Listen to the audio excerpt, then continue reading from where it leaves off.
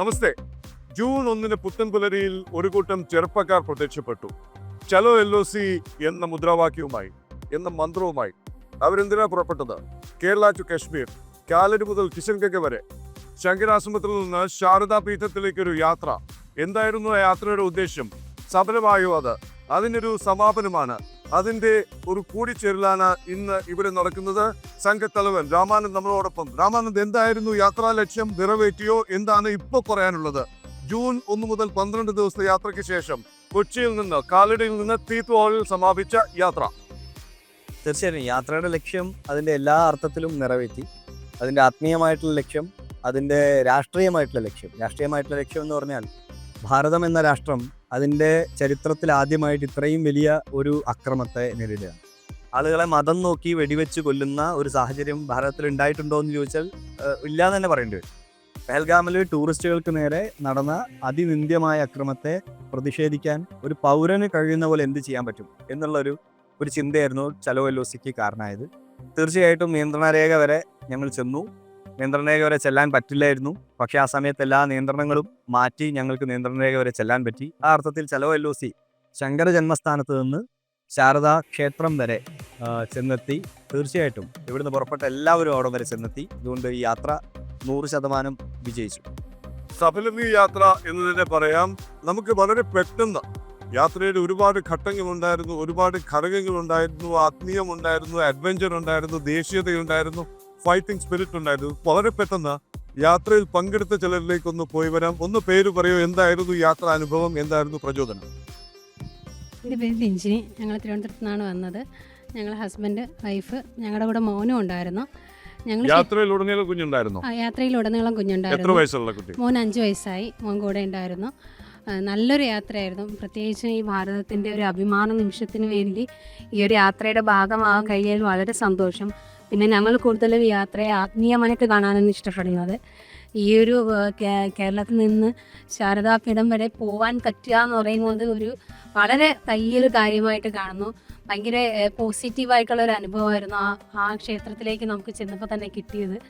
നമുക്ക് തലേ ദിവസം വരെ പെർമിഷൻ കിട്ടാണ്ടിരുന്ന ലാസ്റ്റ് നിമിഷത്തിൽ ആ ഒരു ബോർഡറിൽ പോകാനുള്ള പെർമിഷൻ കിട്ടുക എന്ന് പറയുന്നത് ഞങ്ങൾ ശരിക്കും ഈശ്വരാനുഗ്രഹമായിട്ട് തന്നെയാണ് കാണുന്നത്. അപ്പോൾ എന്താണ് ഹസ്ബൻഡ്, വൈഫ്, ഫാമിലി ചലോ LOC യാത്ര അനുഭവം? ചലോ LOC യാത്ര വളരെ നല്ലൊരു അനുഭവമായിരുന്നു. അപ്പോൾ രാജ്യം എന്നുള്ള നിലയ്ക്ക് നമ്മൾ നിർവചിക്കുമ്പോൾ ഭാരതത്തിന് കശ്മീർ മുതൽ കേരളം വരെ ഒരു ആത്മീയമായൊരു ബന്ധമുണ്ട്.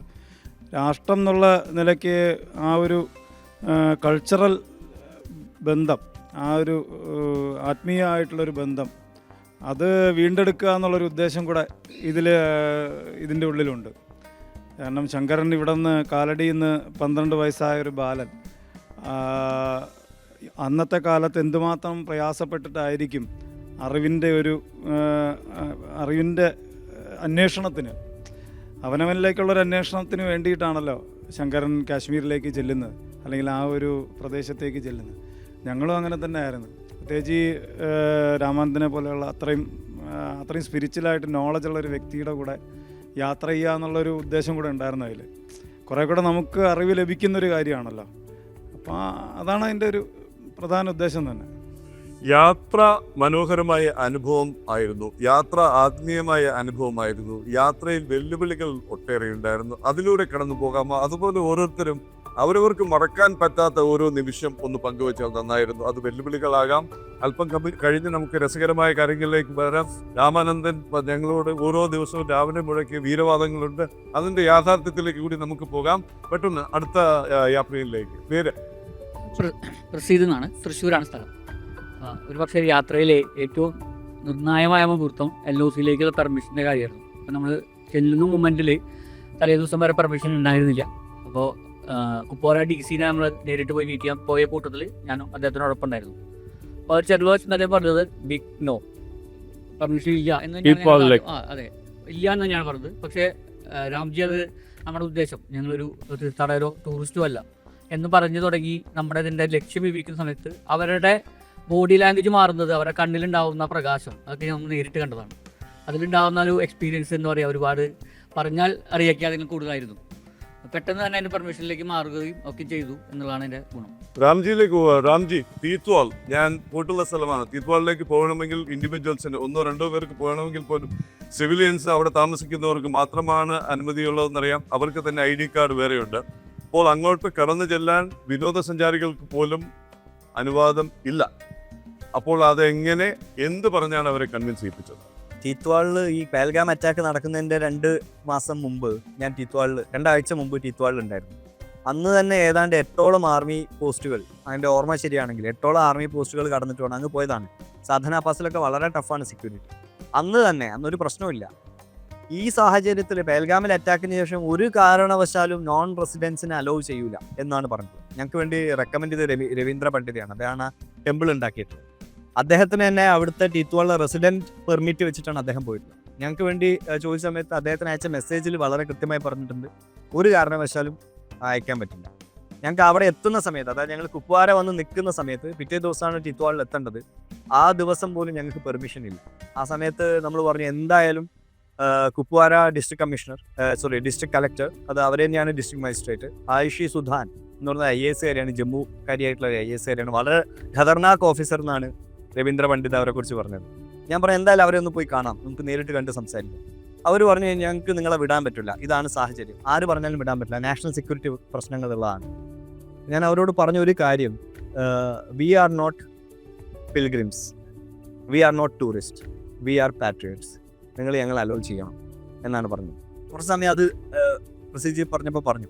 കുറച്ച് സമയം അവരത് കേട്ടിരുന്നിട്ട് ഞങ്ങളെ മുഖത്തേക്ക് നോക്കിയിട്ട് പറഞ്ഞു, I think we should hello എന്നാണ് പറഞ്ഞത്. അത് ഇപ്പോഴും പറയുമ്പോൾ എനിക്ക് രോമാഞ്ചം ഉണ്ടാവുന്നു. കാരണം ഞങ്ങൾ നിങ്ങളെ അയക്കണമെന്നാണ് എനിക്ക് തോന്നുന്നത്. ഇതോടുകൂടെ ഭാരതം ഒരു വലിയ മെസ്സേജ് ലോകത്തിന് കൊടുക്കുകയാണ്. ഭീകരതയോട് ഒരു കാരണവശാലും നമ്മൾ സന്ധി ചെയ്യുന്നില്ല. അതുകൊണ്ട് ടീത്വാളിലേക്ക് അല്ലെങ്കിൽ നിയന്ത്രണ രേഖയിലേക്ക് പഹൽഗാമിന് ശേഷം ആദ്യം കടന്നു ചെല്ലുന്ന ആദ്യത്തെ സിവിലിയൻ സംഘമാണ് ചലോ എല്ലോസി. ഇനി യാത്രയിലേക്ക് പ്രസിഡന്റ്, സെക്രട്ടറി, ട്രഷറർ എല്ലാവരും തിരഞ്ഞെടുപ്പുണ്ട്, ഇല്ലെങ്കിൽ എൻ്റെ പണി പോകും. പ്രസിഡന്റ് അവിടെ president, so how was the experience? എന്തായിരുന്നു ഇതിൽ നിന്നുള്ള ഏറ്റവും വലിയ ടേക്ക് അവേ എന്ന് പറയുന്ന ഒരു സാധനം? കാര്യം ഒരുപാട് അനുഭവങ്ങൾ ഉണ്ടാവും, സന്തോഷം, സന്താപം, ആഹ്ലാദം, ആവേശം ഒക്കെ ഉണ്ടാവും. ഏറ്റവും ഒരു ചെറിഷ് ചെയ്യുന്നൊരു മൊമെന്റ് അല്ലെങ്കിൽ ഏറ്റവും വലിയൊരു ടേക്ക് അവേ എന്നായിരുന്നു? എക്സ്പീരിയൻസ് എന്ന് പറയുന്നത് മറ്റൊന്നുമല്ല, once in a lifetime experience ആണ്. എനിക്ക് മാത്രമല്ല, ഇവിടെ ഉള്ള എല്ലാവർക്കും.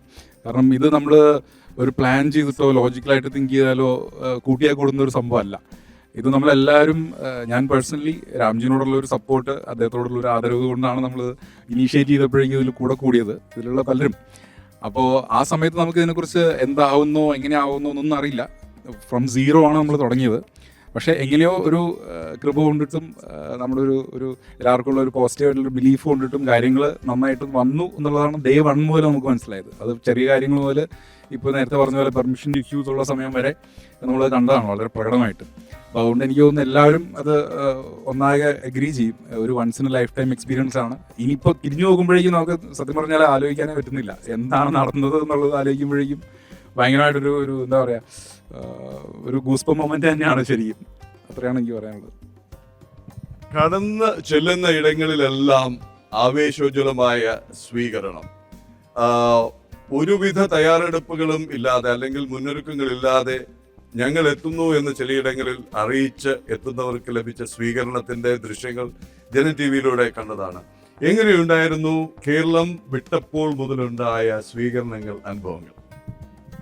കേരള ജനത എത്രത്തോളം നമ്മളെ മനസ്സിലാക്കിയിട്ടുണ്ടെന്നറിയില്ല. പക്ഷെ കേരളത്തിന് പുറത്ത് കടന്ന ഉടനെ തന്നെ വളരെ നല്ല രീതിയിലുള്ള സ്വീകാര്യതയാണ് നമുക്ക് ലഭിച്ചത്. വളരെ കൂട്ടത്തോടു കൂടി അവർ നമ്മൾ സ്വീകരിക്കുന്നു, നമ്മുടെ വാഹനങ്ങൾ പൂജിക്കുന്നു, നമ്മുടെ യാത്രയ്ക്ക് അവരും എല്ലാ മംഗളങ്ങളും നേരുന്നു. അവർ രാത്രി തങ്ങാനുള്ള സൗകര്യം, പിറ്റേ ദിവസത്തേക്കുള്ള ഭക്ഷണം, അതായത് യാത്രയുടെ അവസാനം വരെ ഈ ആതിഥേയത്വം നമുക്ക് നല്ല രീതിയിൽ നമ്മൾ പ്രതീക്ഷിക്കുന്നതിനപ്പുറം നമുക്ക് ലഭിച്ചിട്ടുണ്ട്. അത് നമ്മൾ ശരിയായി ഓർഗനൈസ് ചെയ്തിട്ടല്ല, ഇവരെല്ലാം നമ്മളിലേക്ക് വന്നു ചേരിയ ഒരു നിയോഗം പോലെ യാത്രയിൽ പങ്കെടുത്ത ആൾക്കാരുടെ അതേപോലെ തന്നെ നമ്മളെ സ്വീകരിക്കാനും യാത്രയുടെ ഭാഗമാകാനും ഭാരതത്തിനുടനീളം ആൾക്കാർ വളരെ സജ്ജമായി വന്നിട്ടുണ്ട്. അതൊരു പ്രത്യേക അനുഭൂതി തന്നെയാണ് നമുക്ക് പറഞ്ഞറിയിക്കാനുള്ളത് അവരോട്. എന്താണ് പേര്, എന്തായിരുന്നു അനുഭവം? എൻ്റെ പേര് സനില. വളരെ നല്ലൊരു ലൈഫ് ടൈം എക്സ്പീരിയൻസ് ആണ് ഈ യാത്ര. ഒരുപാട് കാര്യങ്ങൾ പഠിക്കാനും നമ്മൾ നേരിട്ട് അനുഭവിക്കാനും സാധിച്ചു. വളരെ എല്ലാവരുടെയും കൂട്ടായ ഉള്ള ഒരു പരിശ്രമത്തിൽ നമ്മൾ നമ്മുടെ ലക്ഷ്യത്തിലേക്ക് എത്തി. യെസ്, പേര്, എക്സ്പീരിയൻസ്. പേര് ജോഷി. ഞാനൊരു ക്രോസ് കൺട്രി റൈഡറാണ്. സോ ഇത് ഞാൻ ആക്ച്വലി ഈ റൈഡ് കഴിഞ്ഞപ്പോഴാണ് എൻ്റെ ഒരു ട്രാൻസ്ഫോർമേഷൻ ഞാൻ സ്വന്തമായിട്ട് മനസ്സിലാക്കാൻ തുടങ്ങിയത്. Initially it was S A ride for me. പക്ഷേ ഡേ ബൈ ഡേ നമ്മൾ ഇൻട്രാക്ട് ചെയ്യുന്ന ആൾക്കാരും അവരുടെ അടുത്ത് നിന്ന് കിട്ടുന്ന റെസ്പോൺസും ഓരോ ദിവസം, അതായത് ഫസ്റ്റ് ഞാനൊരു 5 ദിവസം ഞാൻ എൻ്റെ ട്രാൻസ്ഫോർമേഷൻ നോക്കി കഴിഞ്ഞാൽ ഒരു റൈഡർ കോൺസെപ്റ്റിലായിരുന്നു ഞാനിത് റൈഡ് ചെയ്തത്. പിന്നെ അത് ഓട്ടോമാറ്റിക്കലി പാട്രിയോട്ടിസമായി. പിന്നെ ഇതിൽ ഒരു അച്ചീവ്മെൻ്റ് ആയിട്ട് ഞാൻ കാണുന്നത് ക്രോസ് കൺട്രി റൈഡേഴ്സിൽ ഇന്ത്യ പാകിസ്ഥാൻ ബോർഡേഴ്സ് റൈഡ് ചെയ്യുന്ന ഭാഗ്യം കിട്ടുന്ന ആൾക്കാർ ഭയങ്കര ചുരുക്കമായിരിക്കും. And I am lucky, I am one among that. After all ഇതൊരു ഭയങ്കര ഒരു എക്സ്പീരിയൻസ് ആയിരുന്നു. നമ്മൾ we are all started like a friends, then end up with a family. ഇപ്പോൾ വീണ്ടും നമ്മുടെ ഫാമിലി ഗ്യാദർ ചെയ്യുന്നു. ഇനിയും ഇത് ഇങ്ങനെ തന്നെ കണ്ടിന്യൂ ചെയ്യണമെന്ന് തന്നെയാണ്. ഈ യാത്രയുടെ ഓരോ ദിവസവും കുറഞ്ഞത് ഒരു തവണയെങ്കിലും ഈ സംഘം ചെലോ LOC on bullets against bullets ജനൻ TVയുടെ പ്രേക്ഷകരുടെ മുന്നിൽ എത്തിയിരുന്നു. അപ്പോൾ ഈ പറഞ്ഞത് വളരെ സിഗ്നിഫിക്കൻ്റ് ആണെന്ന് എനിക്ക് തോന്നുന്നു. ഓൺ റോഡും ഓഫ് റോഡും വിവിധ റൈഡുകൾ നടത്തിയ ജോഷിക്ക് ഇതെന്ത് വിവിധ ടെറൈൻസ്, ഇതെന്ത് റൈഡായിട്ടാണ് തോന്നിയത്? ഇത് ഒരു ഓഫ് റോഡും മിക്സാണ് ആക്ച്വലി. കാര്യം from day 1 to day last ഡേയുടെ ഒരു ഹാഫ് വരെയും ബൈ ഹൈവേസ് ആയിരുന്നു, റോഡായിരുന്നു. കുറച്ച് ഓഫ് റോഡ് ഉണ്ടായിരുന്നു. പക്ഷേ ഞാനൊരു ഓഫ് റോഡ് ഭയങ്കരമായിട്ട് എൻജോയ് ചെയ്യുന്നൊരു ഒരു റൈഡറാണ്. അപ്പം കിട്ടിയ ഓഫ് റോഡ് ഞങ്ങൾ നന്നായിട്ട് എൻജോയ് ചെയ്തു. ഞങ്ങൾ കുറച്ച് നന്നായിട്ട് വണ്ടി ഓടിച്ചു, എൻജോയ് ചെയ്ത് വണ്ടി ഓടിച്ചു. ആസേതു ഹിമാചലം എന്ന് പറഞ്ഞു കേട്ടെങ്കിൽ ഈ സംഘം ആസേതു ഹിമാചലം സഞ്ചരിച്ചു എന്നുള്ളതാണ് അതിൻ്റെ ഏറ്റവും വലിയ സംഗതി എന്ന് പറയുന്നത്. അതിനുമപ്പുറം ഓരോ ദിവസവും പുതിയ വെല്ലുവിളികൾ, പുതിയ ചോദ്യങ്ങൾ, പുതിയ അവസരങ്ങൾ, പുതിയ അറിവുകൾ. രാമാനന്ദ് ഏകാത്മതാ സ്തോത്രം ചൊല്ലുന്നത് ജനൻ TVയിലൂടെ പ്രേക്ഷകർ കണ്ടു. അതിലെല്ലാം ഉണ്ടായിരുന്നു അല്ലേ? ഭാരതം, നദികൾ, ഹിമവാൻ, വിന്ധ്യൻ, സഹ്യൻ, സമുദ്രം, ഗുരുക്കന്മാർ, ദേവഗണകൾ, പുരാണം, ഉപനിഷത്ത്. എന്തായിരുന്നു അത് തന്നെ ചൊല്ലി തുടങ്ങാൻ ഉണ്ടായ പ്രചോദനം ആ ദിവസം ആ സ്ഥലത്ത്? ഇത് തീർച്ചയായിട്ടും ജോഷിയേട്ടൻ പറഞ്ഞതുപോലെ ഇത് തുടക്കത്തിലെ റൈഡാണ് എന്നുള്ള ചിന്ത എല്ലാവർക്കും അങ്ങനെ ഒരു ചിന്ത ഉണ്ടാവും. പക്ഷെ നമ്മൾ തുടക്കം മുതലേ ആവർത്തിച്ച് പറഞ്ഞിട്ടുള്ളൊരു കാര്യം, നമ്മൾ ഒരു വലിയ തപസ്സിനാണ് പോകുന്നത്. ഞങ്ങൾ ഒരു വരത്തിന് വേണ്ടി മാത്രം വ്രതമെടുത്തവരാണ് നാം എന്ന് പറയുന്ന ഒരു ഗീതമുണ്ട്. ഞങ്ങൾ ഏതാണ്ട് മനസ്സിൽ അങ്ങനെ തന്നെയാണ് വിചാരിച്ചത്. കാരണം ഞങ്ങളിൽ ആരും തന്നെ പ്രൊഫഷണൽ ആയിട്ടുള്ള റൈഡേഴ്സ് കാര്യമായിട്ടില്ല. ജോഷിയേട്ടനാണ് പിന്നെ ഒരു പ്രൊഫഷണൽ റൈഡറുള്ള, ദില്ലേക്ക് ഒരു പ്രൊഫഷണൽ റൈഡറാണ്, ഈ പറയുന്ന പ്രവീൺജി ഒരു പ്രൊഫഷണൽ റൈഡറാണ്, അരുൺ ഒരു പ്രൊഫഷണൽ, അങ്ങനെ 4-5 പേര് മാത്രമേ പ്രൊഫഷണൽ റൈഡേഴ്സായിട്ട് റൈഡിങ് അറിയുന്ന ആൾക്കാരുള്ളൂ. ബാക്കി ആരും എനിക്ക് തോന്നുന്നില്ല 100 കിലോമീറ്റർ ഒറ്റ സ്ട്രെച്ചിൽ ഓടിച്ചിട്ടുണ്ട്. അപ്പം ഞങ്ങൾ എല്ലാവരും എന്തിനു ഇറങ്ങി പുറപ്പെട്ടു എന്ന് ചോദിച്ചാൽ ഒരൊറ്റ വികാരം മാത്രമേ ഉള്ളൂ, അത് രാഷ്ട്രം എന്നുള്ള വികാരമായി. അത് നമ്മുടെ മനസ്സിൽ കൊണ്ട ഒരു തോന്നൽ കൊണ്ടാണ് നമ്മൾ അങ്ങനെ പുറപ്പെട്ടത്. അതുകൊണ്ട് എല്ലാ ദിവസവും നമ്മൾ തീരുമാനിച്ചൊരു കാര്യം ഉണ്ടായിരുന്നു, ഓരോ നാട്ടിലെത്തുമ്പോഴും ആ നാട്ടിലെ ഒരു സ്വാതന്ത്ര്യ സമര വീരനെ സ്മരിച്ചുകൊണ്ട് നമുക്ക് യാത്ര ചെയ്യണം എന്ന്.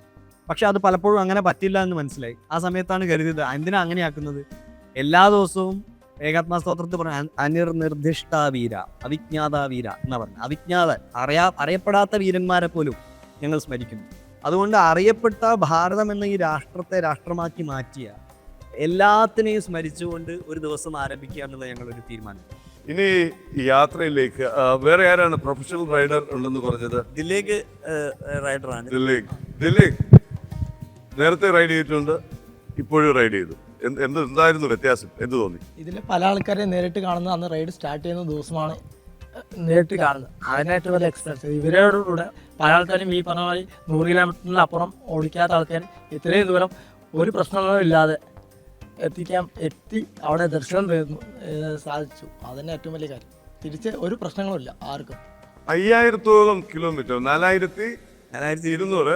അതിന്റെ ചില വേരിയേഷൻസ് ഉണ്ട്. ആ ചർച്ചയിലേക്ക് നമുക്ക് കുറച്ച് കഴിഞ്ഞു വരാം. എന്നാലും ഇത്രയും ദൂരം ഇതിൽ നാവിഗേഷൻ ഉണ്ടായിരുന്നോ, ഇതിൽ പ്ലാനിങ് ഉണ്ടായിരുന്നോ? നിങ്ങൾ പറഞ്ഞത് രാവിലെ കണ്ടു. ഒരുപക്ഷെ സാധാരണ ഇങ്ങനെ ഒരു റൈഡ് പോകുമ്പോൾ അതിന് വലിയ രീതിയിലുള്ളൊരു ആസൂത്രണവും തുടക്കം, ഒടുക്കം, സ്റ്റോപ്പ്, പിറ്റ് സ്റ്റോപ്പ് എല്ലാം ഉണ്ട്. അടുത്ത എന്തായിരുന്നു നിങ്ങളുടെ തയ്യാറെടുപ്പ്? ഇതെല്ലാം ആദ്യം ഉണ്ടായിരുന്നു, പക്ഷേ റൈഡ് സ്റ്റാർട്ട് ചെയ്തത് പിന്നെ ഇങ്ങനെയൊരു സംഭവങ്ങളെല്ലാം മാറി. ഞങ്ങൾ പലപ്പോഴും രാത്രി യാത്ര ചെയ്യാൻ പറ്റാത്ത കാടുകളിൽ രാത്രി ഞങ്ങൾ ഫുള്ളായി യാത്ര ചെയ്തു. ഇത്രയും പേരെ അവരേക്ക് കൊണ്ടുപോയത് ഗൂഗിളാണോ രാമാനന്ദാണോ? അത് ടീം മൊത്തമായിട്ടാണ്. കാരണം ഓരോ റോഡിൽ ലേറ്റ് ആവുന്നപ്പോഴും ഞങ്ങൾ ഈ രാത്രി കൊടുങ്കാടിൽ കൂടെ 3 മണിക്കും 2 മണിക്കും ഒക്കെ കാടുകളിലൂടെ യാത്രയാണ്. അത് ഇത്രയും ഫുൾ ടീമിനെ വെച്ച് ഒരിക്കലും രാത്രി 8 മണിക്ക് ശേഷം അങ്ങോട്ട് യാത്ര ചെയ്യാൻ പറ്റാത്ത ഏരിയയിലാണ് ഞങ്ങൾ ഈ പൂർണ്ണമായി യാത്ര ചെയ്തത്. ജൂൺ 1 മുതൽ 12 വരെ ബിൽഡപ്പ് ആയിരുന്നു. ഇനി അൺവൈൻഡിങ് ആണ്. അപ്പൊ ഇതുകൊണ്ട് ഇനിയുള്ള കാര്യങ്ങൾ തുറന്നു പറയേണ്ട സമയം. വേറെ അതും പ്രേക്ഷകർ അറിയണം. രാവിലെ ഒരു 3, 5, 8 മിനിറ്റിൽ കേട്ടത് മാത്രമാണ്. ഇതിൽ ഓരോരുത്തരും സഞ്ചരിച്ച കിലോമീറ്ററിനെ കുറിച്ച് എന്തെങ്കിലും കണക്കുണ്ടോ? ഞാൻ ഗൂഗിൾ നോക്കിയപ്പോൾ 3547 ഉള്ളൂ. ചിലരോട് ചോദിച്ചപ്പോൾ 3900 യാത്ര ചെയ്തവരുണ്ട്, 4200 എത്തിയവരുണ്ട്, 4500 പോയവരുണ്ട്. പിന്നെ ചിലർ ഒന്നിലധികം സംസ്ഥാനങ്ങൾ കണ്ടതായി കേൾക്കുന്നു. ഇതിന്റെ സത്യം നമുക്കറിയണം. ഇതിൽ എൻ്റെ വണ്ടിയുടെ കിലോമീറ്റർ 4746.6 ഇതില് ഏറ്റവും കൂടുതൽ ഞങ്ങളുടെ ക്യാപ്റ്റൻ രാമാനുജന് കൂടെ യാത്ര ചെയ്യാൻ, അതും പല ഗ്രാമങ്ങളിലൂടെ ഞങ്ങൾ ഒരുപാട് ഹൈവേ മാറി ഒരുപാട് ഗ്രാമങ്ങളിലൂടെ യാത്ര ചെയ്യേണ്ടി വന്നു. അതിലൊരു വീടിന്റെ അടുക്കള കൂടെ ഞങ്ങൾ യാത്ര ചെയ്യേണ്ടി വന്നിട്ടുണ്ട്. അതിലെ രാമാനുജനേക്കാളും ഒരു 100 കിലോമീറ്റർ ഞാൻ എക്സ്ട്രാ വേറെ ഓടിയിട്ടുണ്ട്. ഒരു പുതിയ റോഡ് ഞങ്ങൾ ഉദ്ഘാടനം ചെയ്തു. ഉദ്ഘാടനം കഴിഞ്ഞ് പിന്നെ അറിഞ്ഞത് അവിടെ ഒരു വലിയ നാഷണൽ ഹൈവേ മധുരയിലേക്ക്, ബാംഗ്ലൂരിൽ നിന്ന് മധുരയിൽ പോകുന്ന ഒരു ഹൈവേ ആണ്. ആ ഹൈവേ ഇങ്ങനെ നീണ്ടു തുറന്ന് കിടക്കുകയാണ്. നോക്കുമ്പോൾ നിങ്ങൾ മാപ്പിടാൻ മറന്നു ആദ്യം. ഞങ്ങളുടെ മുന്നിൽ എല്ലാവരും പോയി. അപ്പോൾ ആ സമയത്ത് ഞങ്ങൾ 2 പേരും മാത്രമേ ഞങ്ങൾ ചെന്നൈ പോണ വഴിയാണത്. ആ ടേൺ ചെയ്യണതിൻ്റെ അത് കഴിഞ്ഞ അപ്പുറത്തേക്കാണ് ഞങ്ങൾ മാപ്പ് ഇടുന്നത്. പിന്നെ ഞങ്ങൾ വെച്ചിട്ട് പോകും. മാപ്പ് ഇങ്ങനെ നേരെ കാട്ടി തരുന്നുണ്ട്. നോക്കുമ്പോൾ 25 കിലോമീറ്റർ കഴിഞ്ഞിട്ട് ആണ് എക്സിറ്റ് ഉള്ളതിന്. 25 കിലോമീറ്റർ കഴിഞ്ഞ് യൂട്ടാൻ എടുത്ത് വരണം. അങ്ങനെ ഒരു 100 കിലോമീറ്റർ രാമാനുജനേക്കാളും കൂടുതൽ എനിക്ക് ഓടിക്കേണ്ട ഭാഗ്യം കിട്ടിയിട്ടുണ്ട്. അല്ല, വാസ്തവത്തിൽ ഇന്ത്യ കണ്ടത് ഞങ്ങളാണ്. അതാണ് കാര്യം ഇവരെല്ലാവരും ചില ആൾക്കാർ നാഷണൽ ഹൈവേ മാത്രം കശ്മീർ വരെ പോയത്. പക്ഷേ ഗഡ്കരി വിളിച്ച് പറഞ്ഞു, ഞങ്ങൾ ഉദ്ഘാടനം ചെയ്ത ആൾക്കാർ ഞങ്ങളാണ്. ആ റോഡ് ഉദ്ഘാടനം കഴിഞ്ഞിട്ടില്ല എന്ന് പിന്നീടാണ് മനസ്സിലായത്.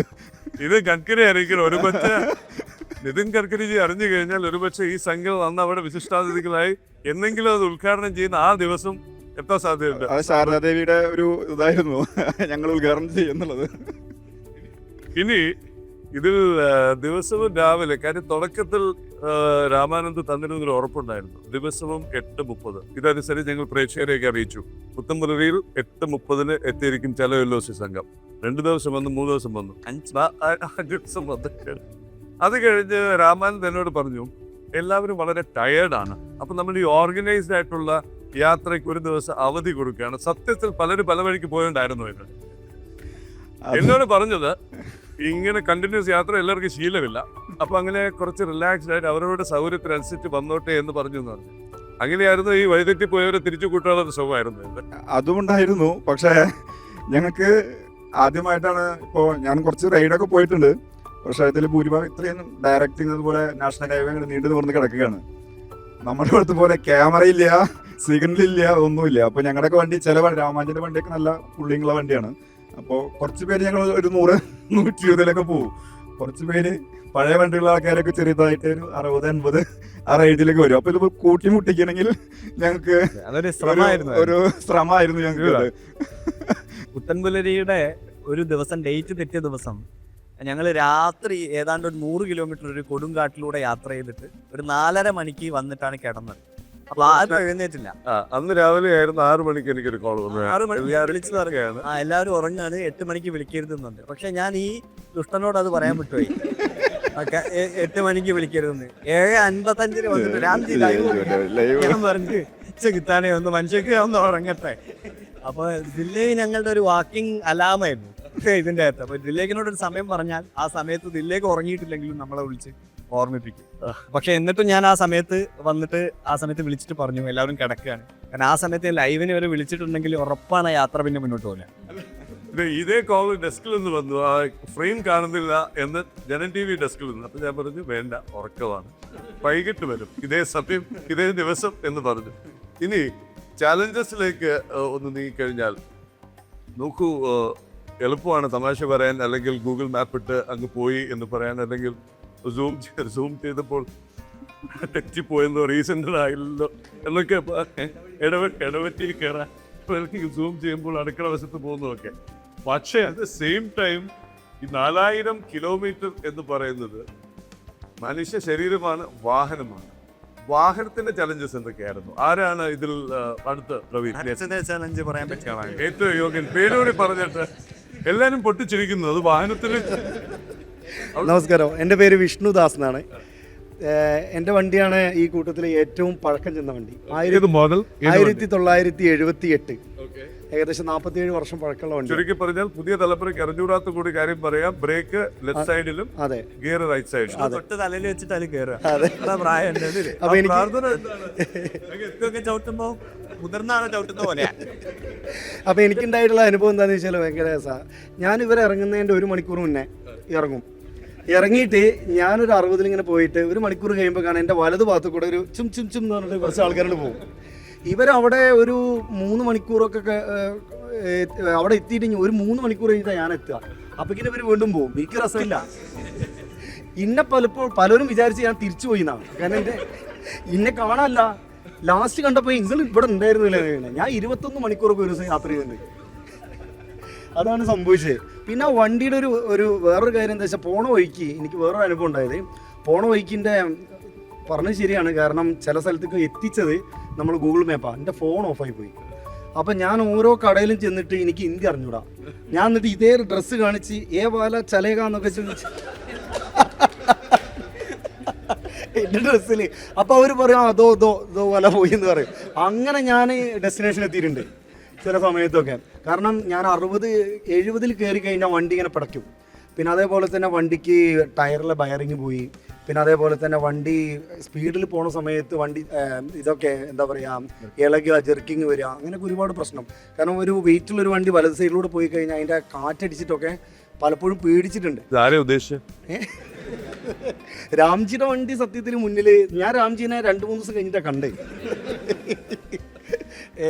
അപ്പോൾ അങ്ങനെ ഒരു വലിയൊരു അനുഭവം ഈ യാത്രയിൽ ഉണ്ടായിട്ടുണ്ട്. എൻ്റെ ഒരു വണ്ടി ഒരു വലിയൊരു എക്സ്പീരിയൻസ് ആണ് എനിക്ക് തന്നിട്ടുള്ളത്. അല്ല, ഇതിൽ ഒരു ചോദ്യം കൂടി. കാര്യം ഇതിൽ ഒരുപാട് ബുള്ളറ്റ് ഫാൻസ് ഇത് കാണുന്നുണ്ടാവും, ബുള്ളറ്റ് ക്രേസി ആയിട്ടുള്ള ഒട്ടേറെ പേര് കാണുന്നുണ്ടാവും, ബുള്ളറ്റ് ക്ലബ്ബുകാർ കാണുന്നുണ്ടാവും.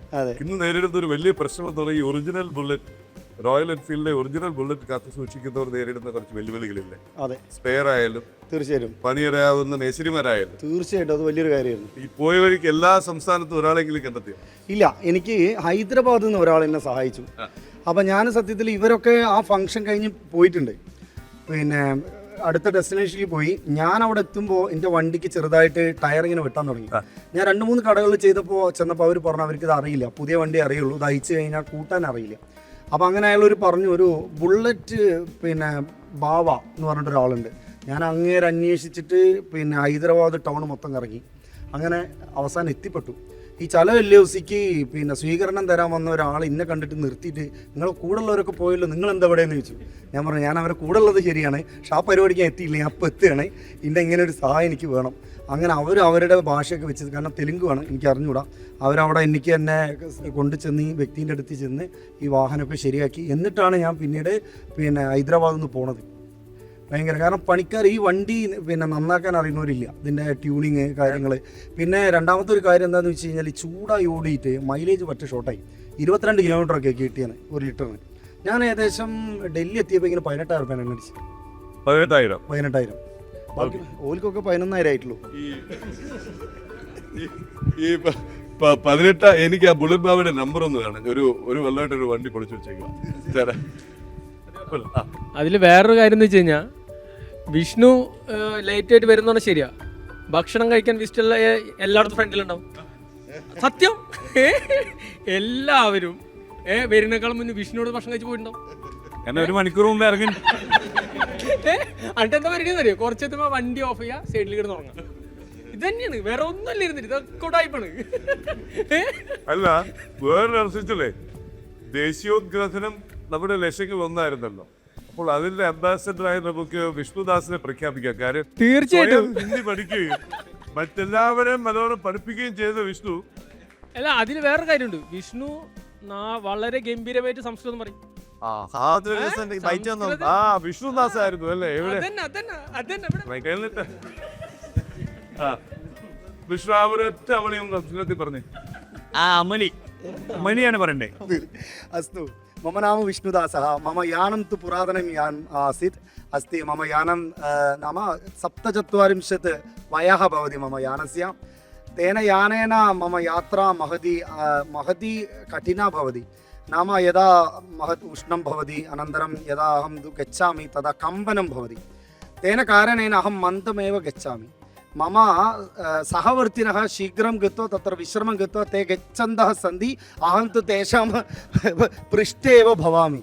एतेन कारणेन मम अनुभवः महान् एव भवति. किं कारणम् इत्युक्ते अहं सर्वत्र निरीक्षणं कृत्वा एव गतवान्. कुत्र कुत्र कृषिकारः कृषिं करोति तदहं पश्यामि. कुत्र कुत्र सम्यक् पक्षिणः भवन्ति तदहं पश्यामि. किं कारणम् इत्युक्ते अहम् अन्तं गच्छामि. ते 100 स्पीड् अस्ति खलु, तस्मात् उपरि एव तेषां स्पीड् भवति, वेगता भवति. मम तु सामान्यं 60. इति कारणेन मम अनुभवः महान् एव भवति. ഇത് ഏറെക്കുറെ എനിക്ക് മനസ്സിലായെങ്കിലും നന്ദകുമാർജി കാണാൻ സാധ്യതയുണ്ട്, നന്ദേട്ടൻ കാണാൻ സാധ്യത ഉള്ളത് കൊണ്ട് ഞാൻ അതിന് മറുപടി ആ ഭാഷയിൽ പറയുന്നില്ല. യാത്ര, ബുള്ളറ്റ്, സ്പീഡ്, സ്പെയർ ഒക്കെ വന്നു. സാമ്പത്തികം, ആരോഗ്യം ഒന്ന് ചർച്ച ചെയ്തു പോകണ്ടേ? ചെറിയ പൈസ അല്ല. പാവം വിഷ്ണുദാസിനെയാണ് നിങ്ങൾ എല്ലാവരും കൂടി പറ്റിച്ചത്. നിങ്ങളൊരു ചെലവ് പറഞ്ഞിരുന്നു തുടക്കത്തിൽ, പക്ഷെ അതിലൊന്നും നിന്നില്ല. ഡൽഹിയിൽ ആ വണ്ടി അവിടെ വെച്ചോടാൻ പറഞ്ഞു. എങ്ങനെയായിരുന്നു ഇതിന്റെ ഒരു ഒരു ഒരു ഒരു ഓർഗനൈസിങ്? അതല്ലെന്നുണ്ടെങ്കിൽ ഇത് ചുമ്മാ പിന്നെ പറ്റുന്നതല്ലല്ലോ. ചലവല്ലൂസി വാസ്തവത്തിൽ ഒരു അത്ഭുതമായി പ്രഖ്യാപിക്കേണ്ട ഒരു സംഘടനയാണ്. കാരണം ഈ ഫേസ്ബുക്ക് കൂട്ടായ്മയാണ്. ഫേസ്ബുക്ക് കൂട്ടായ്മ എന്ന് പോലും പറഞ്ഞുകൂടാ. ഞാനൊരു ഫേസ്ബുക്ക് പോസ്റ്റ് ഇട്ടു, ആ പോസ്റ്റിന് കമൻറ്റോ റിപ്ലൈയോ അല്ലെങ്കിൽ ലൈക്കോ ചെയ്ത ആളുകളാണ് ഈ കൂടിയിരിക്കുന്നത്. അതുകൊണ്ടാണ് നേരത്തെ പറഞ്ഞത്, ഇതിലേക്ക് പറഞ്ഞത്, റൈഡിൻ്റെ അന്നാണ് പല ആൾക്കാരും നേരിട്ട് കണ്ടത്. എനിക്കിപ്പോഴും സംശയമുണ്ട് റൈഡ് കഴിഞ്ഞ് വന്നിട്ടും പരിചയമില്ലാത്തവരുണ്ടാവും. കാര്യം എന്താണെന്ന് വെച്ചാൽ ഒരു യാത്രക്കിടയിൽ പരിചയപ്പെടാനൊരു സമയമാണല്ലോ. ഇത് ബസ്സല്ല, കാരോനല്ല, സമയമില്ല. കാരണം ഇന്ന് ആരോ പറഞ്ഞു രാംജിനെ രാവിലെ കണ്ടാൽ പിന്നെ രാത്രിയെ കാണാൻ. അപ്പൊ രാത്രി അതെ ശരത്താണ് പറഞ്ഞത്. അപ്പൊ രാത്രി വന്നു കഴിഞ്ഞാൽ പിന്നെ ടയർഡായി എല്ലാവരും കിടന്നുറങ്ങാണ്. രാവിലെ ആകുമ്പോൾ വീണ്ടും പോവുകയാണ്. അങ്ങനെ പരസ്പരം പരിചയം പോലും കുറേ ദിവസമായിട്ട് ഉണ്ടാവില്ല. പക്ഷെ ഒരു ലക്ഷ്യത്തിനായിട്ട് ഇറങ്ങി പുറപ്പെടുന്ന സമയത്ത് പരിചയം വേണ്ട, നമ്മൾ തമ്മിൽ ആളുകൾ അറിയണ്ട. അതിലുപരിയായിട്ടുള്ള കാര്യം 10-12 ദിവസം ജീവിതത്തിൽ മാറ്റി വെക്കാൻ എല്ലാവരും തയ്യാറായിരുന്നു. അത് ഇന്നത്തെ കാലത്ത് എളുപ്പമല്ല. രണ്ടാമത്തെ കാര്യം, അത് ഒന്നാമത്തെ കാര്യമാണ് വാസ്തവത്തിൽ. കാരണം ഒരാൾക്ക് ഞാൻ മനസ്സിലാക്കുന്നത് ഒരു 60,000-70,000 രൂപയുടെ അടുത്ത് ചിലവ് വന്നിട്ടുണ്ടാവും. കാരണം വണ്ടിക്ക് റിപ്പയറും കാര്യങ്ങളൊക്കെ ചെയ്തിട്ടുണ്ടാവും, മുമ്പേ പെട്രോൾ അടിച്ചിട്ടുണ്ടാവും, വഴിയിലെ ചിലവുണ്ടാവും, റൈഡിങ് അപ്പാരൽസ് മേടിച്ചതുണ്ടാവും. ഇങ്ങനെ എല്ലാം കൂടെ ഒരു 60,000-70,000 ഇടയിൽ ഞാൻ ഏതാണ്ട് മനസ്സിലാക്കുന്നതാണ് ചിലവ് വന്നിട്ടുണ്ട്. ഇത് സ്വന്തം പോക്കറ്റിൽ നിന്ന് ഒരാൾ രാഷ്ട്രത്തിന് വേണ്ടി ചിലവൊക്കെ. ഞങ്ങൾക്കിത് പോയിട്ട് നാഷണൽ റെക്കഗ്നിഷൻ ഒന്നും കിട്ടാനില്ല, ഞങ്ങൾക്ക് ഇതിൻ്റെ പേരിൽ ഒന്നും ലഭിക്കാനില്ല. ഞങ്ങൾക്ക് ആ ഒരു സമയത്ത് പ്രതികരിക്കണമെന്ന് തോന്നി വന്നവരാണ് എല്ലാവരും. അതുകൊണ്ട് ഇതിൻ്റെ ചിലവ് ടോട്ടലി ഫണ്ട് ചെയ്യാത്ത പരിപാടിയായിരുന്നു. ഒരു ഫണ്ടും ഞങ്ങൾ സ്വീകരിച്ചിട്ടില്ല, ഞങ്ങൾക്ക് തന്നിട്ടുമില്ല, ഞങ്ങൾ അങ്ങനെ മേടിച്ചിട്ടുമില്ല. എല്ലാവരും കയ്യിൽ നിന്ന് പോക്കറ്റിൽ നിന്ന് എടുത്തിട്ടാണ് വന്നത്.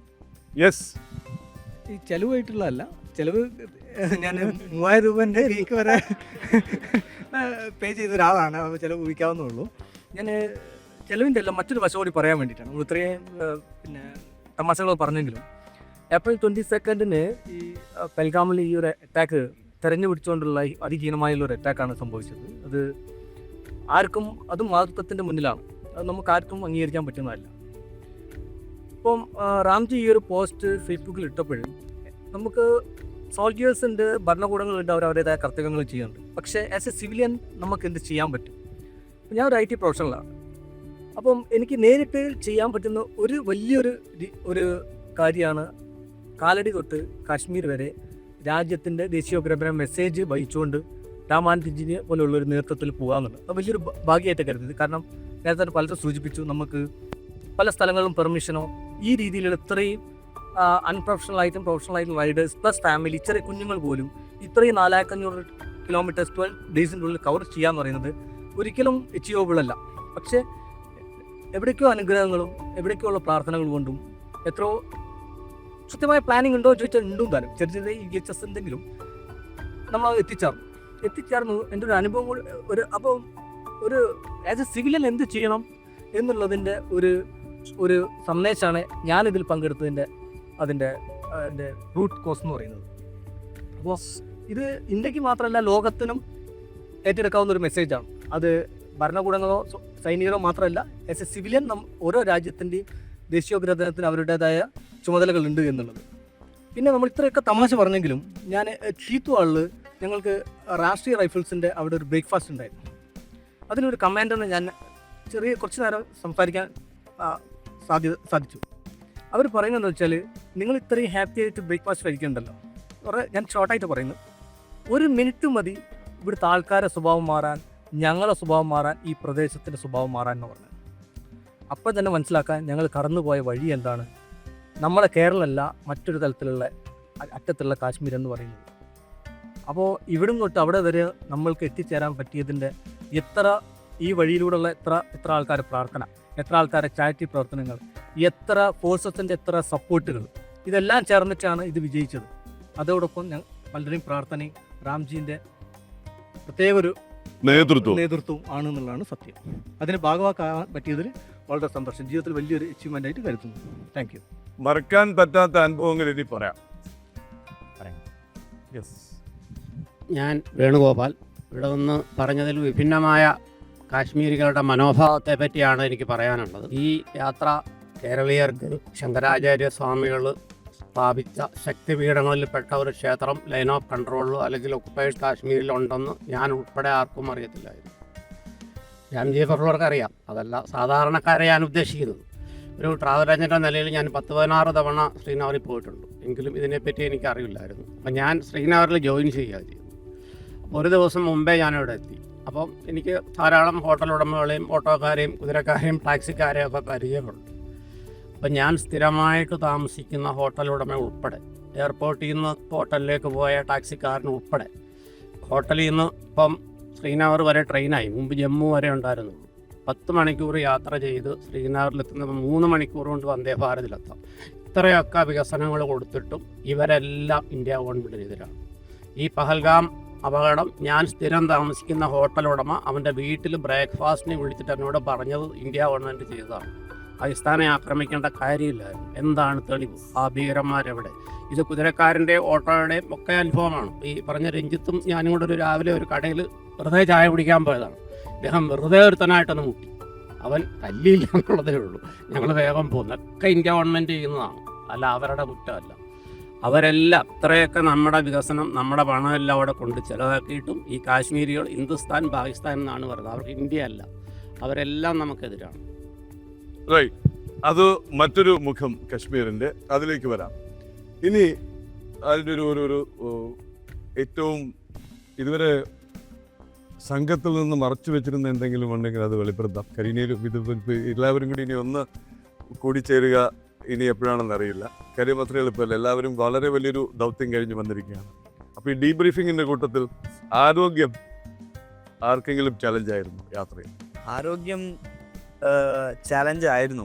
കാരണം പത്താൻകോട്ടിലേക്ക് എത്തിയ സമയത്തേക്ക്, അതായത് Gwalior to Pathankot, Gwalior to Delhi, Delhi to Pathankot യാത്ര ചെയ്യുമ്പോഴേക്ക് ഏതാണ്ട് 55 ഡിഗ്രിയാണ് ചൂട് ശരീരത്തിൽ താങ്ങുന്നത്. ഡീഹൈഡ്രേഷൻ അതിൻ്റെ പരമാവധിയിലാണ്. ഞാൻ പത്താൻകോട്ടിൽ എത്തുന്ന സമയത്ത് ഒരാളെ കാണാനില്ല കൂടെ. നന്ദനയാണ്. നന്ദന ഇവിടെ ഇരിക്കുന്നില്ലേ? നന്ദനയാണ്. അപ്പം നന്ദനയെ കാണാനില്ല. അപ്പം ഞാൻ ചോദിച്ചു നന്ദന എവിടെ? അപ്പം നന്ദന അഡ്മിറ്റ് ആണെന്ന് പറഞ്ഞു. അപ്പം ഞാൻ പറഞ്ഞു അഡ്മിറ്റോ? നേരെ ഹോസ്പിറ്റലിൽ പോയപ്പോൾ നന്ദന ഡ്രിപ്പൊക്കെ ഇട്ട് കിടക്കണം. നന്ദനയുടെ അമ്മ എപ്പോഴാണ് കേൾക്കുന്നുണ്ടാവുക. അപ്പം ഞങ്ങളപ്പോൾ ആരോടും പറയരുതെന്ന് പറഞ്ഞ വിഷയം. കാരണം വീട്ടിലെ ആളുകൾ ഭയപ്പെടും. അപ്പം എന്തായാലും അവിടെ അഡ്മിറ്റ് ചെയ്തേ പറ്റൂ എന്നുള്ള സ്ഥിതി വന്നു. അപ്പോൾ നന്ദനയ്ക്കാണെങ്കിൽ അതിശക്തമായിട്ടുള്ള വോമിറ്റിങ്ങും ഒരു ലോവർ അബ്ഡോമൻ പെയിൻ. അതുകൊണ്ട് അവിടെ അഡ്മിറ്റ് ചെയ്യണമെന്ന് പറഞ്ഞു. അതൊരു വല്ലാത്ത സിറ്റുവേഷനാണ്. കാരണം നമ്മളിനി മുന്നോട്ട് പോകുമ്പോൾ കൂടുതൽ നമ്മളെ വിശ്വസിച്ച് വന്ന അവർ രണ്ടുപേരും പില്ലൻസായി വന്ന ആൾക്കാരാണ്, നമ്മളെ വിശ്വസിച്ച് വരുന്ന ആൾക്കാരാണ്. ഇനി എങ്ങനെ മുന്നോട്ട് പോകും? ഇവരവിടെ നിർത്തി പോകാൻ പറ്റുമോ? ഇതൊരു പ്രശ്നം. പക്ഷേ ആ സമയത്ത് നമുക്ക് കാര്യമായി ഇടപെട്ട് ആ സമയത്ത് അവർ ഡിസ്ചാർജ് ചെയ്ത് കാര്യമായി കെയറൊക്കെ കൊടുത്ത് ഞങ്ങളവിടെ യാത്രയ്ക്ക് കൂട്ടാൻ പറ്റി. ഞങ്ങളെ കൂട്ടത്തിൽ മിക്ക ആളുകൾക്കും വയ്യായിരുന്നു. ഞാൻ ഇതിലാർക്കും അറിഞ്ഞൂടാ, പറയുന്നത് ശരിയാണോ അറിഞ്ഞൂടാ. ഞാൻ രാത്രി പത്താൻകോട്ടിൽ മുകളിലൊരു ടെറസിലാണ് ഞങ്ങൾ കുറച്ച് പേര് പോയി കിടന്നത്. ഞാൻ കിടന്ന് അപ്പോൾ രാത്രിയൊന്നും എനിക്ക് കുഴപ്പമില്ല, ഡീഹൈഡ്രേഷൻ്റെ പ്രശ്നങ്ങൾ ഉണ്ടാവുമായിരിക്കും. രാവിലെ ആകുമ്പോഴേക്ക് ബെഡൊക്കെ വെറ്റായിട്ടുണ്ട്. അപ്പോൾ പറയുമ്പം ഒരു ഒരു ഒരു എക്സ്ട്രീം കാര്യമാണ്. ഞാൻ പെട്ടെന്ന് എഴുന്നേറ്റു, എന്താ ബെഡ് വെറ്റ്? അപ്പോൾ എന്താണെന്ന് വെച്ചാൽ രാത്രി ലൂസ് മോഷൻ ഉണ്ടായിരുന്നു. എന്ന് വെച്ചാൽ അത്രയും നമ്മൾ വീക്കായിട്ട് അറിഞ്ഞു പോലും ഇല്ല. അത് പിന്നെ അങ്ങോട്ട് മുന്നോട്ട് പോകാൻ പറ്റില്ല. അപ്പം ഞാൻ പെട്ടെന്ന് ബെഡ്ഷീറ്റും കാര്യങ്ങളൊക്കെ എടുത്ത് കഴുകി, നമ്മൾ പെട്ടെന്നൊരു സിറ്റുവേഷൻ കണ്ടത്. അപ്പം ഞാൻ പെട്ടെന്ന് മുറിയിലേക്ക് വന്നപ്പോൾ ഹരി ഇവിടെ ഹരി ഉണ്ടായിരുന്നു. ഹരി നമ്മുടെ ജോയിന്റ് സെക്രട്ടറി. ഹരി ഇങ്ങനെ ആ റൂമിൽ ഡ്രിപ്പ് ഇട്ട് കിടക്കുക, ഒരു ഡോക്ടർ വന്നിട്ട്. ബാക്കി എല്ലാവരും ഇങ്ങനെ ടയർഡാണ്. അപ്പോൾ ആ കൂട്ടത്തിൽ ഞാൻ വയ്യാന്ന് പറഞ്ഞാൽ ഉറപ്പായിട്ടും ഗ്രൂപ്പിൻ്റെ മുറയിൽ പോകും. ഞാൻ ഉടനെ പോയിട്ടൊരു ലോമോട്ടിൽ 2 എണ്ണം കഴിച്ചിട്ട് പറഞ്ഞു, പോവല്ലേ, ഹൗസ് ദ ജോഷ്? അപ്പോൾ എല്ലാവരും ഹായ് സാർ എന്ന് പറഞ്ഞു. അതായത് ആ നിമിഷത്തിൽ പോലും ഒട്ടും വയ്യ. അത് അപകടകരമായൊരു സാഹചര്യമാണ്. എല്ലാവരെയും വീണ്ടും ചീറപ്പ് ചെയ്ത് കൊണ്ടുപോകാനൊക്കെ പറ്റി. ആ സമയത്ത് അങ്ങനെ എല്ലാവർക്കും അങ്ങനെ പേഴ്സണൽ ആയിട്ടുള്ള എക്സ്പീരിയൻസസ് ഉണ്ടാവും. മിക്കവാറും ആളുകൾക്ക് ശാരീരിക ബുദ്ധിമുട്ടുകൾ ഇങ്ങനെ ഉണ്ടായിട്ടുണ്ട്. പക്ഷെ എല്ലാവരും അത് തൃണവദ്ഘടിച്ചുകൊണ്ട് മുന്നോട്ട് പോയി എന്നുള്ള. വൃന്ദ അതുപോലെ ഡീഹൈഡ്രേഷൻ വന്ന് എന്താ പറയും? എൻ്റെ പേര് വൃന്ദ. ഞാൻ പില്ലേനായിട്ടാണ് വന്നത്. അപ്പോൾ ഇതേപോലെ ഡൽഹി എത്തിയപ്പോൾ 50 ഡിഗ്രി ചൂടെന്ന് പറഞ്ഞു. പക്ഷേ എനിക്ക് ആ ഹൈവേയിൽ പോകുന്ന ആ ടൈമിൽ ചൂട് കാറ്റാണ് വന്നിട്ട് ഒരുപാട് വെള്ളം കുടിക്കുന്നുണ്ടെങ്കിലും പക്ഷെ അപ്പം തന്നെ പിന്നെയും ഡീഹൈഡ്രേറ്റഡ് ആയിട്ട് പോകുമായിരുന്നു. അപ്പോൾ ഈ ഹൈവേയിൽ പോയിക്കൊണ്ടിരിക്കുന്നത് ഞങ്ങൾ ഇപ്പുറത്തെ റോഡ് വഴിയൊക്കെ പോയത്. അപ്പോൾ മെഡിക്കൽ കാറിൽ അവർ ഹൈവേ പോയി. അപ്പോൾ ഞങ്ങൾക്ക് വേറെ ഒരു മാർഗവുമില്ല. ലാസ്റ്റ് ഒരു മെട്രോൻ്റെ അടിയിൽ ഞാൻ കിടന്നു. അത്രയും വയ്യാണ്ടായി. വെള്ളം കുടിച്ചിട്ടും ഹൈഡ്രോലൈറ്റ് കഴിച്ചിട്ടൊന്നും ഒരു രക്ഷയില്ല. അത്രയും വീക്കായി ഞാൻ. പിന്നെ എപ്പോഴാണ് വീണ്ടെടുത്തത്? അതെന്റെ ഹസ്ബൻഡിന്റെ മിടുക്കാണ് എന്നെ അവിടെ എത്തിച്ചത്. ഒരു കണക്കിന് ഞങ്ങൾ അവിടെ എത്തി. പക്ഷെ നിന്ന് കിടന്നു ആണ് അവിടെ എത്തിയത്. അതെ, ഇഴഞ്ഞ് അവിടെ എത്തി. അല്ല, അത് അതിക്ക് മുമ്പ് 2 തവണ വീണു. നാഗ്പൂരിൽ നിന്ന് വരുന്ന വഴിക്ക് GPS വേറെ വഴിക്ക് കൊണ്ടുപോയി. അങ്ങനെ സിറ്റി കിടന്ന് 3 കറക്കം കറങ്ങി ഏതോ കാട്ടിക്കൂടിയൊക്കെ വന്നിട്ട് ഹൈവേയിൽ കയറുമ്പോൾ ഒരാളപ്പുറം വൊമിറ്റ് ചെയ്യാൻ സൈഡ് ചെയ്തിട്ട് അങ്ങനെ കാറിൽ വിളിച്ച് കയറ്റി മരുന്നൊക്കെ കൊടുത്തു. തിരിച്ച് ഇവരാ നമ്മൾ ഗോളിയാറിൽ അവിടെ വെച്ചിട്ടാണ് ഒരു വിട്ട് ഇരുന്നിട്ട്. പക്ഷെ അത് കഴിഞ്ഞിട്ട് പിന്നെ ഈ സംഭവം ഞാൻ ഇപ്പോൾ അറിയേണ്ടിരുന്നിട്ട് ഡൽഹിയിലെ ചില ഇഷ്യൂ. നന്ദനെ അടുത്തൊന്ന് പോവാം. അന്ന് അറിഞ്ഞിരുന്നോ? നന്ദന അനുഭവം പറയും. എനിക്ക് ചൂട് താങ്ങാൻ പറ്റാതെ നമ്മൾ ഓരോ കടയിൽ ഡാബയിലെത്തുമ്പോൾ ലസ്സിയൊക്കെ കുടിച്ചിട്ടാണ് പോണത്. പക്ഷെ അപ്പോഴും എനിക്ക് വയറിന് പ്രശ്നം ഉണ്ടെന്ന് എനിക്ക് തോന്നുന്നില്ല. എനിക്ക് പെട്ടെന്നായിരുന്നു വന്നത്. അപ്പോൾ പിന്നെ അവിടെ നിന്ന് തൊട്ട് വൊമിറ്റിങ് തുടങ്ങി. പത്തൻകോട്ട എത്തിയപ്പോൾ ഇവിടെ പ്രസീജിയും ചേച്ചിയൊക്കെ പറഞ്ഞു അഡ്മിറ്റ് ആക്കണം, ഡ്രിപ്പ് ഇടണം എന്നൊക്കെ പറഞ്ഞപ്പോൾ പിന്നെ അങ്ങനെ പോവാമെന്ന് വിചാരിച്ച് ഡ്രിപ്പ് ഇട്ടു. അത് കഴിഞ്ഞ് പക്ഷെ എനിക്കുണ്ട് ബുള്ളറ്റിൽ തന്നെ അവിടെ പോകണം. വയ്യാണ്ടായ രാംജി വേറെ വണ്ടിയിൽ കയറാൻ പറയുമെന്നുള്ളതായിരുന്നു എൻ്റെ പേടി. അപ്പം രാംജി ചോദിക്കണ്ടേ എങ്ങനെയുണ്ടെന്ന് ചോദിക്കുമ്പോൾ ഞാൻ ഭയങ്കര ഉഷാറാണ് രാംജി, ഭയങ്കര ഉഷാറാണെന്ന് പറയും. അത് കഴിഞ്ഞ് ഡോക്ടർ വന്ന് ചോദിക്കുമ്പോൾ കാര്യം പറയണ്ടേ, എന്നാലേ ഡോക്ടർ ട്രീറ്റ് ചെയ്യുള്ളൂ. അപ്പോഴേക്കും എൻ്റെ ഉഷാർ പോവും. പക്ഷെ രാംജി ചോദിക്കുമ്പോൾ ഞാൻ ഉഷാറാണെന്ന് പറയും. അങ്ങനെ പിന്നെ രാംജി പറഞ്ഞു എൻ്റെ ആവശ്യമൊന്നുമില്ല, ആവശ്യം എന്താ മരുന്നൊക്കെ എടുത്തിട്ട് ട്രിപ്പ് ഇട്ടിട്ട് നമുക്ക് പോവാന്ന് പറഞ്ഞു. അങ്ങനെ പോയി. പിന്നെ അവിടെ നിന്ന് ഉഷാർ തന്നെയായിരുന്നു, വേറെ പ്രശ്നമൊന്നും ഉണ്ടായില്ല. അമ്മ യാത്ര കഴിഞ്ഞെന്നറിഞ്ഞു. ഈ യാത്രയുടെ ഒരു ടേക്ക് അവേ, ഈ യാത്രയിൽ നിന്നൊരു കണ്ടെത്തൽ, ഈ യാത്രയിൽ നിന്ന് ഓർമ്മയിൽ സൂക്ഷിക്കാൻ എന്താണ് ലാസ്റ്റ്? ഈ യാത്ര നമ്മൾ ആരും പ്ലാൻ ചെയ്ത് നടക്കുന്നതായിരുന്നില്ല. നമ്മൾ ആരും പ്ലാൻ ചെയ്തത് നടന്നുമല്ല. ഞങ്ങൾ വിശ്വസിക്കുന്നത് ഒരു ഈശ്വരീയമായ ഒരു പ്ലാനിങ് അതിൻ്റെ അകത്ത് ഉണ്ടായിരുന്നു എന്നുള്ളതാണ്. ഇത് ആദ്യം ഡേ 1 മുതൽ 1-ാം തീയതി യാത്ര ചെയ്ത് 12-ാം തീയതി അവിടെ എത്തുക എന്ന് പറഞ്ഞാൽ, ഇപ്പോൾ അരുൺ റൈഡറാണ്, എന്നോട് ചോദിച്ചു ഒരിക്കലും എത്തൂല അവിടെ, ഇങ്ങനെയൊന്നും പോയാൽ ഒരിക്കലും എത്തൂല. ഞാൻ പറഞ്ഞു നമ്മളല്ലല്ലോ പ്ലാൻ ചെയ്തത്, അവിടെ നിന്നല്ലേ, അപ്പോൾ നമുക്ക് 12-ാം തീയതി അവിടെ എത്തണം. അതിൻ്റെ ഇടയ്ക്ക് നമുക്ക് പെർമിഷൻ കിട്ടി, നമ്മളവിടെ ചെല്ലുന്നു. ഞാൻ പറഞ്ഞില്ല, ആ സമയത്ത് ആർക്കും പെർമിഷൻ ഇല്ല, നമുക്ക് പെർമിഷൻ കിട്ടി അവിടെ ചെല്ലുന്നു.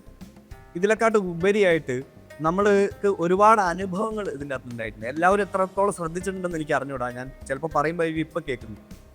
കാരണം 1948 പാകിസ്ഥാൻ ഒക്യുപ്പൈഡ് ജമ്മു കാശ്മീരിൽ അവിടെ പ്രശ്നങ്ങൾ ഉണ്ടാവുമ്പോൾ യഥാർത്ഥ ശാരദാപീഠം, ആ യഥാർത്ഥ ശാരദാപീഠത്തെ സംരക്ഷിച്ചിരുന്ന ഒരു സ്വാമി നന്ദലാൽ കൗൾ എന്ന് പറയുന്ന ഒരാളുണ്ട്. അദ്ദേഹം അവിടുത്തെ ദാരുവിഗ്രഹമായിട്ട് പോരുക ചെയ്യും, അവിടുന്ന് ഓടിപ്പോരുക ചെയ്യും. അദ്ദേഹം എന്നിട്ട് താമസിച്ചത് ടിക്കർ എന്ന് പറയുന്ന സ്ഥലത്താണ്, കുപ്വാരയിൽ. ഞങ്ങൾ അതേ സ്ഥലത്താണ് പോയി താമസിച്ചത്. ഞങ്ങൾക്ക് അറിഞ്ഞുകൂടായിരുന്നു ആ കാര്യം. ആ ടിക്കറിലെ ക്ഷീർഭവാനി ക്ഷേത്രത്തിൽ ഒരു ശാരദാ സ്ഥലമുണ്ട്. അവിടെയാണ് ദേവി ബാലരൂപത്തിൽ ആദ്യമായിട്ട് വന്നിരുന്നത്. അപ്പം ഞങ്ങൾ അവിടെ താമസിച്ച് ആ ദേവിയുടെ അനുഗ്രഹം വാങ്ങിയിട്ടാണ് ഈ യാത്രയ്ക്ക് പോകുന്നത്. അതിനു മുമ്പ് ശങ്കര ടു ശാരദ എന്ന് പറയുമ്പോൾ ശങ്കര ജന്മസ്ഥാനത്ത് നിന്ന് തുടങ്ങി ഞങ്ങൾക്ക് പല സ്ഥലത്തും ശൃംഗേരി മഠമാണ് വേണ്ട കാര്യങ്ങൾ ചെയ്തത്. സ്റ്റാച്യു ഓഫ് വൺനെസ് ആണ് ഞങ്ങൾ റിസീവ് ചെയ്തത്. അങ്ങനെ ശങ്കരാചാര്യരുടെ ഗുരുസ്ഥാനത്ത് കൂടെ ഞങ്ങൾ പോലും പ്ലാൻ ചെയ്യാതെയാണ് യാത്ര അവിടെ അങ്ങനെയൊക്കെ പോയത്. അത് മാത്രമല്ല, ഈ ശാരദാ ക്ഷേത്രത്തിന് വലിയ ഒരു ചരിത്രമുണ്ട്. ആ ചരിത്രം എന്ന് വെച്ചാൽ പാലാഴ് മദന കാലഘട്ടത്തിലേക്ക് നീണ്ടു നിൽക്കുന്ന ഒരു കഥയാണ് പറയുന്നത്. ഈ ശാരദാ ക്ഷേത്രം ഉണ്ടാവാൻ കാരണം ഒരു മൈന, ഹയർ എന്നാണ് ഈ കശ്മീരി ഭാഷയിൽ പറയാം, അത് പാലാഴ് മദന കാലത്ത് അമൃതം എടുത്തിട്ട് കൊക്കിൽ കൊണ്ടുവന്നിട്ട് ഈ സ്ഥലത്ത് ഒഴിച്ചു എന്നാണ് ഈ ശാരദാ ക്ഷേത്രത്തിൽ. അവിടെയാണ് ശങ്കരാചാര്യർ സർവജ്ഞപീഠം കയറിയത്. അതുകൊണ്ടാണ് അത് അമൃതമാകുന്നത്. ഒരിക്കലും മരണമല്ല. ശാരദാമ്മയുടെ അമൃത് കുടിച്ച ഒരിക്കലും മരണമല്ല. ശങ്കരൻ ഒന്നും ജീവിക്കുന്നു എന്ന് പറയുന്നത് ആ മരണമല്ല, യശസ് ഉണ്ടാവും. ആ സ്ഥലത്ത് ആ മൈന ഇത് കൊണ്ട്, അതായത് അമൃത് കൊണ്ട് നിക്ഷേപിക്കുന്നതിന് മുമ്പ് 2 തുള്ളി അമൃത് കശ്മീരിൽ 2 സ്ഥലത്ത് വീണിട്ടുണ്ട്. അത് ബന്ദിപുര എന്ന് പറയുന്ന സ്ഥലത്ത്, കലൂസ എന്ന് പറയുന്ന സ്ഥലത്താണ് ഒന്നുള്ളത് ഗുഗ്ലൂസ എന്ന് പറയുന്ന സ്ഥലത്താണ്. ഗോകുലേശ എന്നാണ് അതിൻ്റെ യഥാർത്ഥ പേരും തോന്നുന്നു. കുപ്വാര ഡിസ്ട്രിക്റ്റിൽ ഗുഗ്ലൂസ എന്ന് പറയുന്ന സ്ഥലത്താണ് ഈ 1 തുള്ളി വീണ്. കലൂസ അവർക്ക് കണ്ടുപിടിക്കാനേ പറ്റിയിട്ടില്ല, ഗുഗ്ലൂസയും കണ്ടുപിടിക്കാനേ പറ്റിയിട്ടില്ല. പക്ഷെ ഞങ്ങൾ യാത്ര ആരംഭിക്കുന്നതിൻ്റെ ഒരു ദിവസം, അത് ഞങ്ങൾ അവിടെ എത്തിച്ചേരുന്നതിൻ്റെ, യാത്ര ആരംഭിക്കുന്നതിൻ്റെ അല്ല, ഞങ്ങൾ അവിടെ എത്തിച്ചേരുന്നതിൻ്റെ ഒരു ദിവസം മുമ്പ് ഇവരുടെ മുമ്പിൽ ഈ സ്വയംഭൂശില ദൃശ്യമായി. സുനിൽ കുമാർ തുസ്സു എന്ന് പറയുന്ന ആ നാട്ടുകാരനൊരാൾ, പിന്നെ ഈ പ്രശ്നം വന്നപ്പോൾ ഓടിപ്പോയി. അദ്ദേഹം ജമ്മുവിലെ ഒരു ഡിസ്ട്രിക്ട് ജഡ്ജാണ്. അദ്ദേഹം എല്ലാ മാസവും കശ്മീരിൽ കുപ്വാരയിൽ വന്നുകൊണ്ടിരിക്കുകയാണ്. അദ്ദേഹത്തിൻ്റെ കുലദേവതയാണ് ശാരദ. ഈ സ്ഥലം തെരഞ്ഞെടുത്തു. ആ സ്ഥലം കണ്ടെത്താൻ പറ്റിയിട്ടില്ല. ഞങ്ങൾ ചെല്ലുന്നതിൻ്റെ ഒരു ദിവസം മുമ്പാണ് ഈ സ്ഥലം കണ്ടെത്തിയത്. അപ്പോൾ ഞങ്ങൾ തിരിച്ചു വരുന്ന വഴിക്ക്, ശാരദാ ക്ഷേത്രത്തിൽ നിന്ന് തിരിച്ചു വരുന്ന വഴിക്ക് ഞങ്ങൾ ADM-നോട് പറഞ്ഞു, അഡീഷണൽ ഡിസ്ട്രിക്ട് മജിസ്ട്രേറ്റിനോട് പറഞ്ഞു ഞങ്ങൾക്ക് ഇനി ഗുഗ്ലൂസിൽ പോകണം. ശരി, പോയിക്കോളൂ എന്ന് പറഞ്ഞു. ഞങ്ങളെ മുമ്പിലുള്ള സെക്യൂരിറ്റി വണ്ടി കണ്ടാൽ അറിയാം, എല്ലാം ബുള്ളറ്റ് മാർക്സ് ആണ്. ബുള്ളറ്റ് മാർക്സോട് കൂടി ഓടുന്ന സെക്യൂരിറ്റി. ഞങ്ങൾക്ക് മാത്രം ഒന്നുമില്ല, ഞങ്ങളിങ്ങനെ ബൈക്ക് എടുത്ത് ഇങ്ങനെ പോകാൻ. അപ്പോൾ ഈ വണ്ടി ഇങ്ങനെ റിവോൾവിങ് സെക്യൂരിറ്റിയാണ്. ഒരു സ്ഥലത്ത് നിർത്തി കഴിഞ്ഞാൽ അടുത്ത വണ്ടി അടുത്ത സ്ഥലത്തേക്ക് ഹാൻഡ് ഓവർ ചെയ്യായി.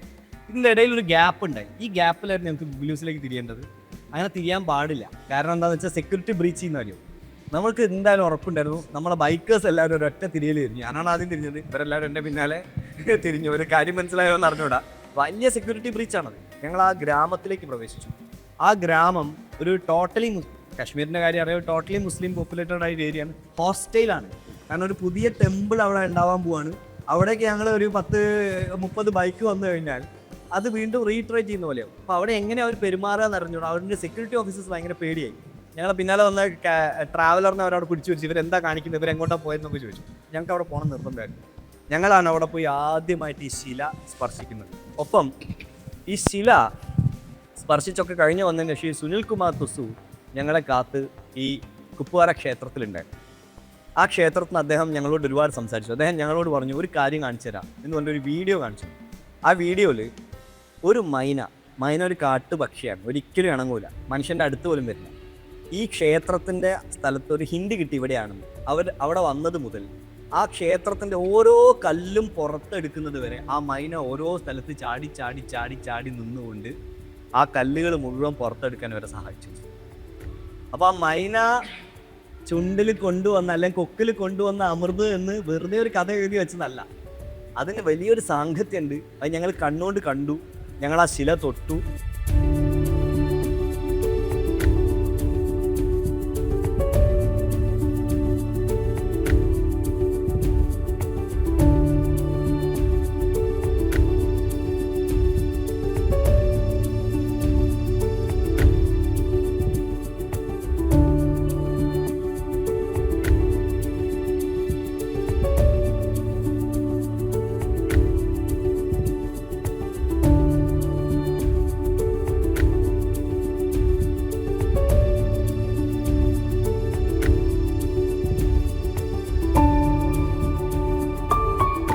അപ്പോൾ ഇതിലും വലിയൊരു ടേക്ക് അവേ ഇല്ല.